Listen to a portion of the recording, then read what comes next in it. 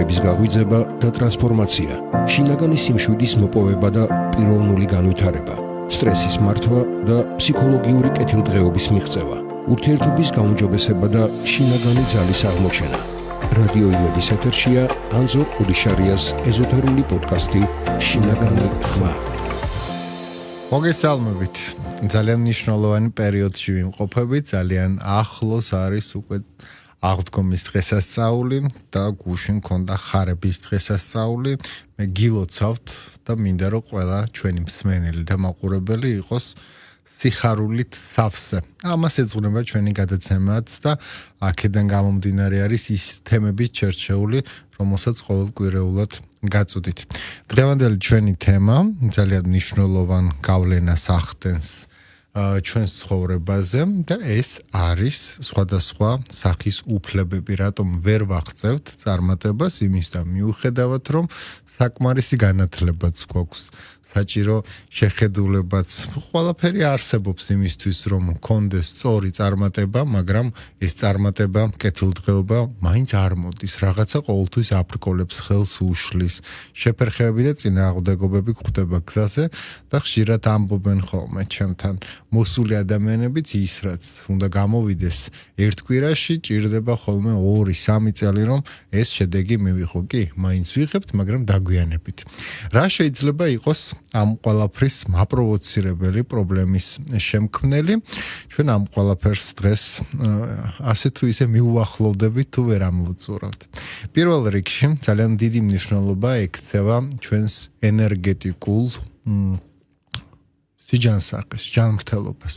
როცა ჩვენი ენერგია, ჩვენი ჯანმრთელობის მდგომარეობა, თუნდაც ფიზიკური, თუნდაც ამ შემთხვევაში ის ფსიქოემოციური, რომელიც მნიშვნელოვან გავლენას ახდენს ჩვენი სურვილების ჩამოყალიბებაზე, დაზიანებულია, ჩვენ რა თქმა უნდა გვიჭირს ჩვენი წარმატების ფორმირება და მიღწევა.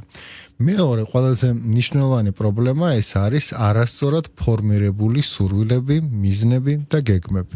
აი მაგალითად ძალიან ხშირია, როცა ქალბატონი დასახავს კონკრეტულ პარამეტრებს თავისი პარტნიორის და წარმოსახვაში აქვს, რომ ის უნდა იყოს ესეთი სიმაღლის, ესეთი გარეგნობის, ესეთი განათლების და ასე შემდეგ. და შემდეგ უკვე არის ამ ყველაფერში მოლოდინის რეჟიმში ამყოფებს თავის თავს და ეს ერთგვარად მაგიური ცუდი ზემოქმედება, ანუ თვითპროგრამირება ქვია ამ ყველაფერს, რაც ხელს უშლის თავისუფლად ახალი ურთიერთობების დაწყებას. ადამიანი ამ დროს იკეტება და აი ეს იდეა სანამ არ განხორციელდება, სხვა ადამიანები მის ცხოვრებაში თუ შემოდიან, ვერ მყარდებიან და არ რჩებიან.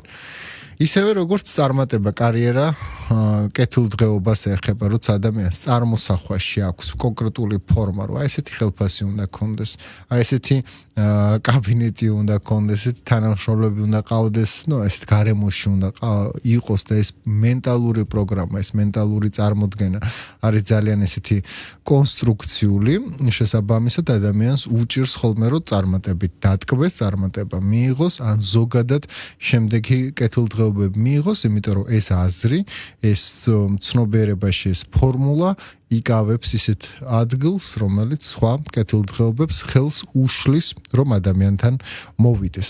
ამიტომ არის ერთგვარი საუბარი იმასაც, რომ სამყაროს უნდა მივენდოთ, უნდა მივცეთ იმის საშუალება მივცეთ, რომ ჩვენ ეს სიკეთე და კეთილდღეობა შევაფასოთ რაღაც სხვა მნიშვნელით, მაგალითად შინაგანი ბედნიერებით, განცდით, რომ კეთილდღეობაში ვართ, განცდით იმის, რომ მოგწონს ის, რაც მიიღე.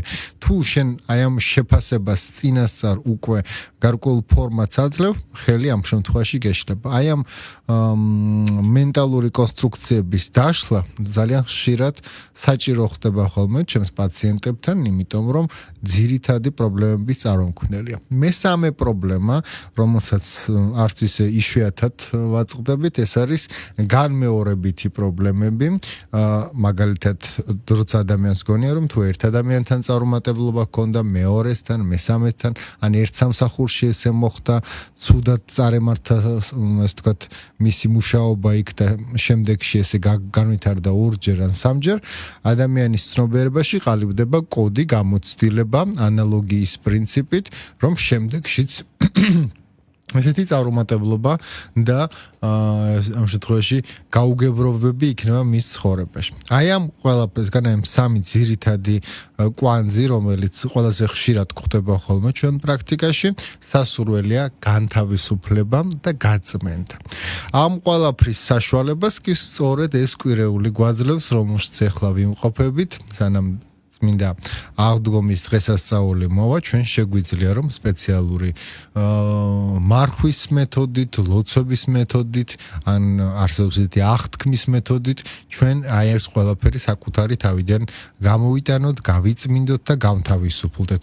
როგორ ხდება აი ამ ყველაფრისგან განწმენდა, ამ ყველაფრისგან განთავისუფლება, გაწმენდა? პირველ რიგში აუცილებელია სწორი სახელი დავარქვათ იმ პრობლემას, რომელიც გვაქვს. უნდა აღვიქვათ ჩვენს მენტალურ მდგომარეობაში, ცნობიერებაში, ჩვენს გამოცდილებაში, რეალურად რა არის ის მთავარი ღერძი პრობლემისა, რაც ეხლა გვაქვს. როგორც კი ამას ჩამოვწერთ, ესე ვთქვათ, მივცემთ ფორმას, ჩვენ ვიტყვით იმას, რომ მე მსურს აი ამ პრობლემისგან, აი ამ დაძაბულობისგან, აი ამ ხელისშემშლელი ფაქტორისგან განთავისუფლება და ძალიან მინდა რომ აი ამ ყველაფერმა შემდეგში ხელი არ შემიშალოს.